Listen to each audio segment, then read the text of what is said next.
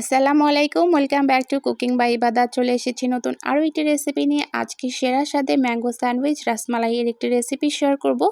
আর এটা এত বেশি মজার যে এটা একবার তৈরি করে খাওয়ার পর আপনারা সবাই এটার ফ্যান হয়ে যাবেন।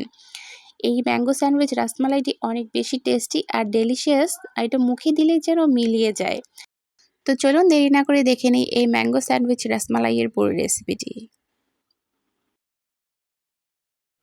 ম্যাঙ্গো স্যান্ডউইচ রাসমালাই তৈরি করার জন্য আমি এখানে 1 বাটি পরিমাণে আমের পিউরি নিয়ে নিয়েছি। আর নিয়ে নিচ্ছি 2 টেবিল চামচ পরিমাণে গুঁড়ো দুধ, দিয়ে নিচ্ছি 1 চামচ পরিমাণে চিনি। এই সব কিছু এখন ভালো মতো মিক্স করে নিয়ে নিতে হবে।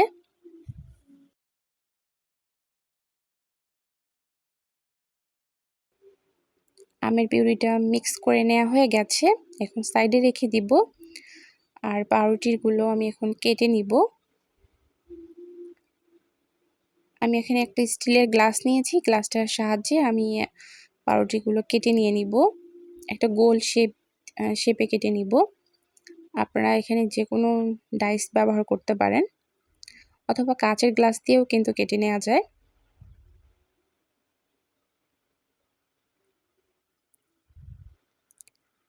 আপনাদের সুবিধার্থে আমি আরও একটি পাউরুটি কেটে দেখিয়ে দিচ্ছি।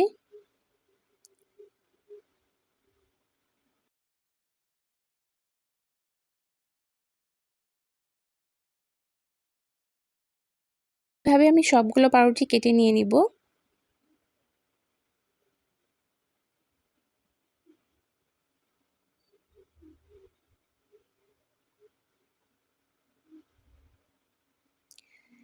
এরপরে স্যান্ডউইচটি তৈরি করার জন্য আমি এখানে একটা বড় প্লেট নিয়ে নিয়েছি। প্লেটের মধ্যে এখন পাউরুটির একটা লেয়ার দিয়ে নিচ্ছি।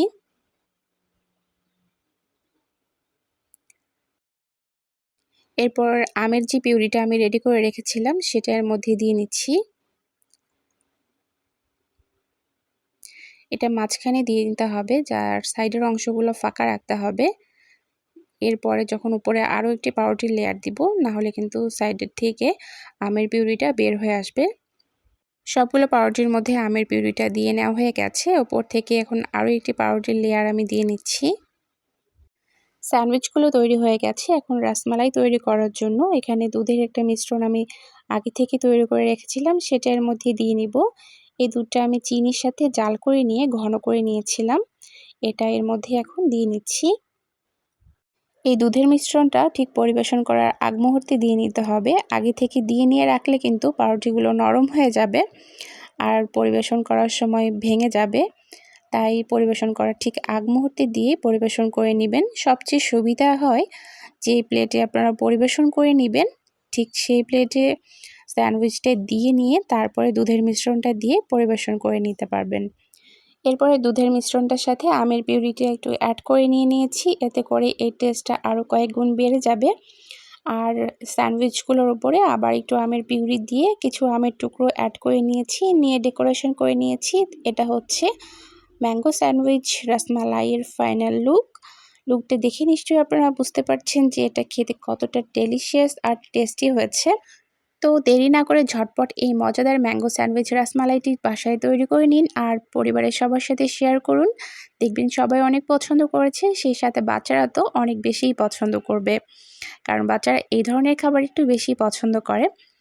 তো রেসিপিটি তৈরি করার পর আপনাদের কাছে কেমন লেগেছে আমাকে কমেন্ট করে জানাতে ভুলবেন না। ভালো লাগলে ভিডিওটাতে লাইক দিবেন, শেয়ার করবেন আর আমার চ্যানেলটি অবশ্যই সাবস্ক্রাইব করবেন। সেই সাথে পাশে থাকা বেল আইকনটি বাজিয়ে রাখবেন। আজকের মতো এখানেই বিদায় নিচ্ছি।